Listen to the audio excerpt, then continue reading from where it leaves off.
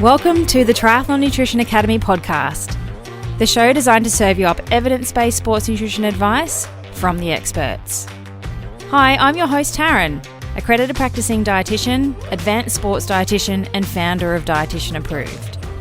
Listen as I break down the latest evidence to give you practical, easy to digest strategies to train hard, recover faster, and perform at your best. You have so much potential, and I want to help you unlock that with the power of nutrition. Let's get into it. I'm recording this episode just before I head away to go to Uluru for the weekend. I've never been before, and I'm so excited to go and visit. I'm also incredibly excited for my first trip away from my family ever in 3.5 years. My voice is only just hanging on, so apologies for the audio quality if it's a little bit sketchy, but it's just been a mad rush to try and get everything done before I go away.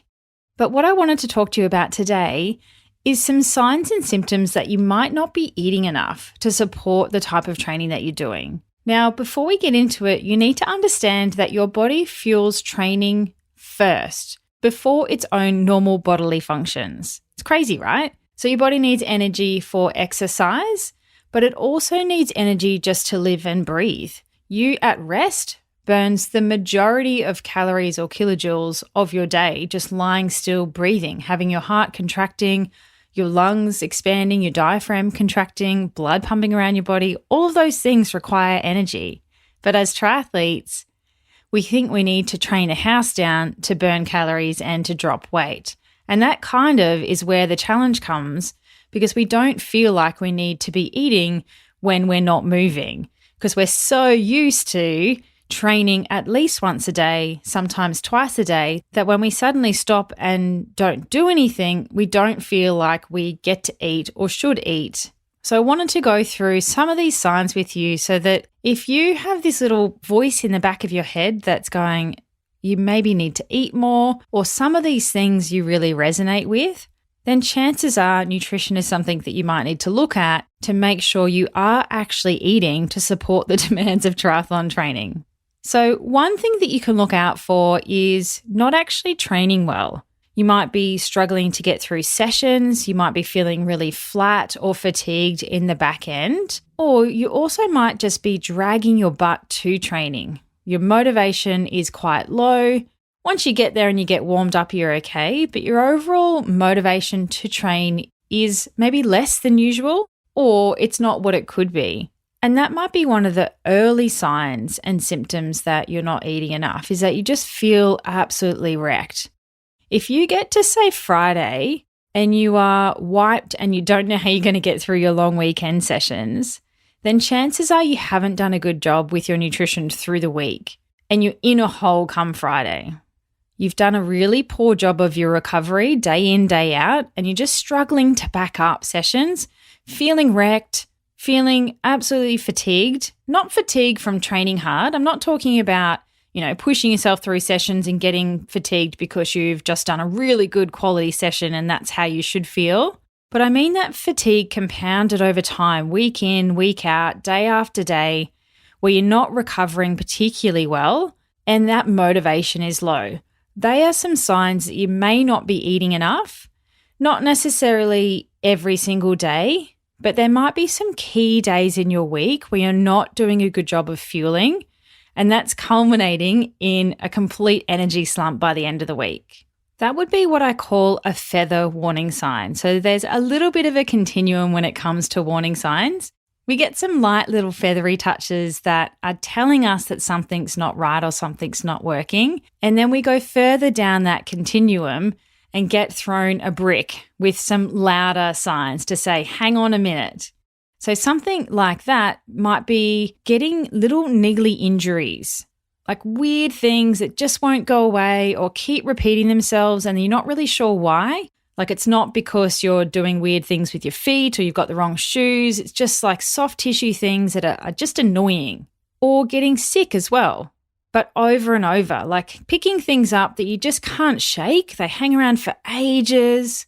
Or you get sick and then you get better briefly and then you just get sick again. That would be a bit of a brick warning sign. It's a louder message to say something's not working. maybe look at your nutrition. That would definitely be a sign that you're not eating enough to support training. Another sign might be GI issues. Now, this is a very broad stroke, GI issues, so bear with me. But sometimes when we don't have enough energy available for our bodily functions, any sort of GI distress, gastrointestinal distress, is exacerbated or made worse. You might be a niggly gut issue type person anyway, and that might not necessarily be energy availability related. But if you're not that type of person and you suddenly start getting these more niggly gut things, or if you think really hard, you can coincide niggly gut things or getting a little bit more bloated than usual, or runner's gut type things like having to run to the loo, having to go to the toilet more often, or the other end of the spectrum is being more constipated, and that's not normal for you, like it's not something you've had your whole life, then GI issues is something that is further along the continuum of low energy availability if that's happening, because your gut is not working that effectively. Now, I did an episode on runner's gut.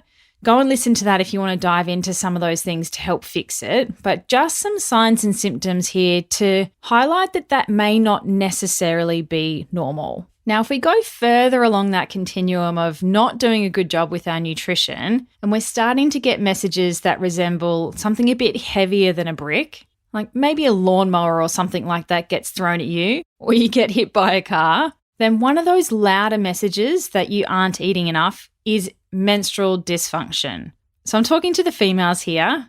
Guys, hang on a minute. I've got something for you too. But if you're a regularly menstruating female, you're not taking the pill or don't have a Mirena or anything that's going to mask what's actually going on, but you have a normal menstrual cycle and it's getting a bit lighter or shorter or irregular, that's a sign that you don't have enough energy available for your body's day-to-day functions, let alone enough energy to support another life. And so your body is very smart. It shuts that whole system off if it knows that you can't support yourself, let alone another person. Now, again, that's a bit of a continuum. We have this spectrum of things starting to just go a little bit weird. And then further along the continuum, where you're starting to get warning signs like being hit by a truck, is where your menstrual cycle drops out altogether. That is definitely further along the continuum of energy availability, where we're getting a very clear sign that you aren't eating enough to support training. Now, for the guys who don't have a regular menstrual cycle to give you that sign, you can get your male sex hormones checked to see what your testosterone is doing.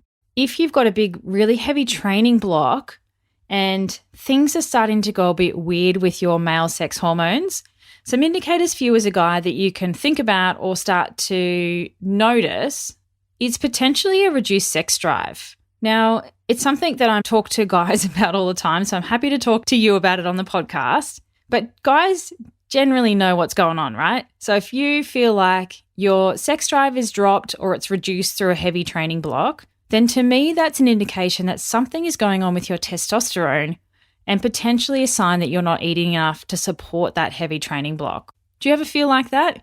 You go through a big build and then that's the last thing on your mind? Potentially there's some tweaks to do with your nutrition that we can fix there to make sure that your sex drive is much more stable through those big training loads. Now, for both males and females, we can check this. We can check your male and female sex hormones to see what's going on. And that's something that I would suggest you do if any of this stuff resonates with you.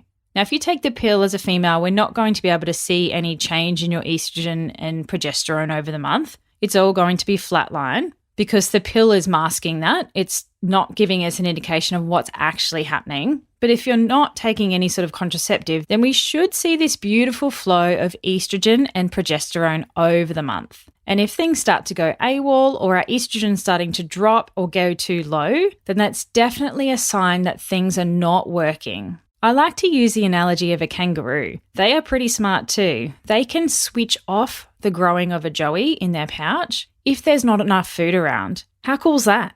So they know that they're not going to be able to support them, let alone growing another thing, and so they just turn that off for a bit until there's more food available. Humans are the same. If you don't give yourself enough fuel and energy to support training, then that whole system gets down-regulated and it can switch off. I interrupt this episode to let you know that Coffee and Questions is back, and you're invited to join me live. It's going to be on the first Thursday of every month inside the Dietitian Approved Crew Facebook group. It'll be on at 8:30 a.m. Australian Eastern Standard Time, so Brisbane, Australia time. And if you can't make it live, that's okay. You can submit questions ahead of time and I'll answer them for you. It's your chance to pick my advanced sports dietitian brain on anything endurance sports nutrition related and join a beautiful community of triathletes from all over the world. So to join me, search for Dietitian Approved Crew in Facebook, answer a couple of short, easy questions, and we'll let you inside with the cool kids. BYO Coffee, and I'll see you there. Another sign or symptom that you are maybe not eating enough is if you find yourself doing restriction and binging type behaviours. Now, not necessarily disordered eating, but if you're somebody that constantly thinks about food, you're starving all the time, or you're a bit obsessive when it comes to food, you've got these rules about what you can have, what you can't have, you feel like you have to eat clean all the time. I bloody hate that term. It's very common for me to see triathletes do that. Something about our personality type, we like to control all the things. And what I see is people restrict their food, particularly in the morning after training, because they think that's going to lead to body fat loss. Under-eating and under-fueling breakfast, morning tea, and you get to lunch and you're just in a starvation hole. And then you open those floodgates for lunch and then all hell breaks loose and you can't control them. Like you open them and it's hard to stop eating. You just can't feel a hole. Whatever you eat doesn't kind of satisfy you or fill you up. And if you're doing that type of restriction in the morning and then sort of binge eating in the afternoon, then you're definitely not eating enough in the morning where you need it. And chances are the food choices that you're making in the afternoon are probably not ideal either. Your body's really smart at regulating itself. So if you've put yourself into a calorie deficit too far, or you haven't refueled enough with carbohydrate to top up your glycogen stores again, then the body's going to send out all those hunger hormones and make you crave sweet, and you're more likely to eat crap foods in the afternoons and therefore overeat on calories or kilojoules, and you're no longer in a deficit anymore. So you've starved yourself for no reason. The other time I see this happening, the restriction through the day and then binging behavior, is in the evening. So once we've finally stopped for the day, we're sitting down for maybe 30 minutes to watch some TV before we crash out. That is another key time where people binge eat on food that's not ideal. Again, you might be craving sweet here because it's habitual. It's something you've always done. Like you might associate having a cup of tea, but it has to go with a biscuit or a piece of chocolate or something like that. And that's something that's been trained into you since you were a kid. But this is another time where we're probably not eating mindfully. We might be watching TV or scrolling through Instagram or watching a screen and not really being fully present with what's going in our mouth. And so we actually have no idea what's going on there, and we're not feeling full or satisfied from that sweet food or savory that we've had. And so we reach for more. We reach for another hit to try and get that endorphin release that we got from the first bite, but it doesn't seem to be coming again. So if you find that you're that type of person, then that might be another sign that you aren't actually eating enough. And it doesn't mean you're not eating enough overall in a day. You might be catching yourself up later, but you're not eating enough where it counts. One of the biggest eye-openers that a lot of the academy athletes have and experience after phase 1 is the amount of food that they need to do to tick off their right recovery boxes. So many people don't do this Nutrition 101 thing right. And then getting that sorted is like revolutionary. I've had one of the ladies, Lisa, used to have a packet of chips every afternoon for afternoon tea. She craved carbs, salty, give it to me, get it in. Now that she does a better job of her recovery breakfast and eats better for lunch, we had to increase her protein. It wasn't anywhere near enough for her. She doesn't crave that packet of chips in the afternoons anymore. She's much more satisfied with her meals. And that's what we want, because then she's making a better choice in the afternoon rather than one of like desperation and starvation. I bang on about this all the time. If you're a long-time listener, this is not a new concept to you. But as a triathlete who trains for 3 different sports in a week, you high achievers, you need to understand how to periodize your food to training. You have to learn to eat differently on light training days versus a double session day, and then a really hard day or a long training session day as well. Each of those days needs to have a different strategy when it comes to nutrition. I've got one guy at the moment who wants to meal prep from Monday to Friday. He's eating the exact same thing for breakfast, lunch, all of his snacks, but he's not feeling really good doing that. So even if you're a meal prepper, you need to add something in to add and boost up your intake on those bigger, heavier days so that you're eating differently across the week. If any of those signs and symptoms sound like you, then you may not be eating enough to support training where it counts. And so it's giving you warning signs, whether it's giving you little light feathery touches like feeling flat and fatigued and tired and run down, or more louder messages like a brick being thrown at your head, like constant little niggly injuries, getting sick all the time, or much louder messages like a truck hitting you or a car hitting you, like your menstrual cycle is gone completely. Or worst case scenario for a triathlete, you're getting a stress injury, a stress fracture. All of those warning signs you need to start listening to. And the message is not eat more, increase your calorie intake, particularly if you're somebody that is trying to drop body fat. You might resonate with some of these if you're trying to drop some fat. But the message is to eat more strategically so that you are eating where it counts and where you need it, not starving yourself, restricting, and then binge eating and catching yourself up later on in the day or in the evening or on the weekends when we lose our structure of the work week and we have more access to eating out or the cupboard and we've got a bit more time as well. So I wanted to quickly touch on relative energy deficiency in sport. We haven't talked about it much on the podcast yet, and I may still do a whole nother episode on it, but this is kind of the other end of the spectrum where we really aren't eating enough and we don't have enough energy available for our body's daily function. So REDS or RED-S, it is the syndrome that refers to the impaired physiological function of our body, and it includes things like our metabolic rate, menstrual cycle, our bone health, our immune system, protein synthesis, and our cardiovascular health. And it's caused by not eating enough energy or calories and or having increased energy expenditure. Now, if you're a triathlete and you're listening, you probably have pretty high energy expenditure. Even if you drive a desk for work, you still might train once, maybe twice, sometimes 3 or 4 times in a day. So your energy expenditure might be high or higher than the general population, or it might be that this is something that you need to be really mindful of when you go into a key race or you step from 10K running into marathon running, or you go from doing sprint and Olympic distance triathlon and you suddenly build into bigger training volume for say 70.3 and Ironman. Like ideally, you have different nutrition for each of those distances of racing because the training load is probably different for all of those events, right? You need to do way more hours for Ironman training compared to Olympic distance training. And so normally when you're just cruising along doing your thing, you might be fine. And it's not until you jump up to increased energy expenditure, so burning more calories with heavier training loads, that it becomes problematic. Because remember, our body fuels training first, but we still need energy to support our daily function of living and breathing, digesting, growing if you're a growing body, as well as throwing training on top of that. Now, being in low energy availability just means that you don't have enough energy available for those things.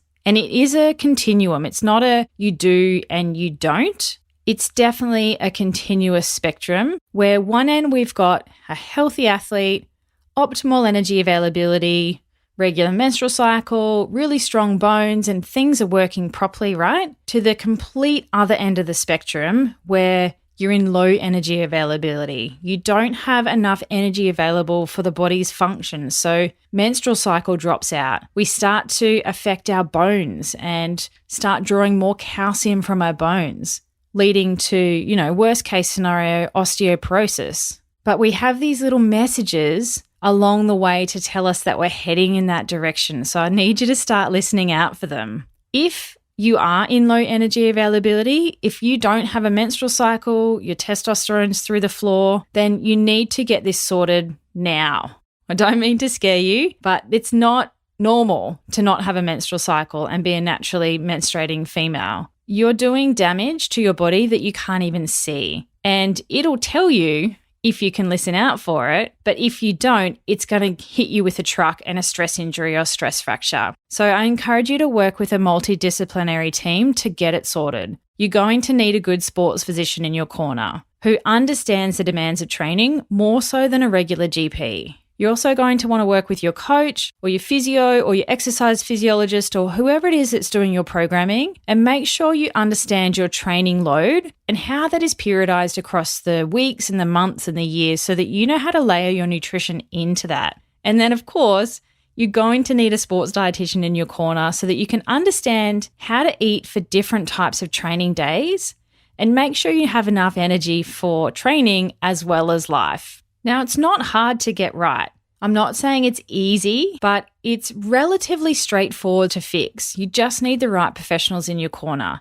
And you need to understand how to eat strategically so you're not starving all the time, you're fueling your body for what it needs, and you're not putting yourself into too much of a hole that it's starting to give you these warning signs that something's not working. So if you really want to understand periodization, what you need to do for your recovery nutrition, pre-training nutrition, what you're doing on the bike, what you're doing on the run, all the things, then you definitely need to join us inside the Triathlon Nutrition Academy. We tick off all of those boxes in phase 1. So in just 8 weeks, you'll have a plan for all of those things. You'll know exactly what to eat and when to get the most out of your training and make sure you're not under-fueling where you shouldn't be and over-fueling where you shouldn't be. We are ramping up to launch in September again. So if that's something you're interested in, definitely put your name on the wait list.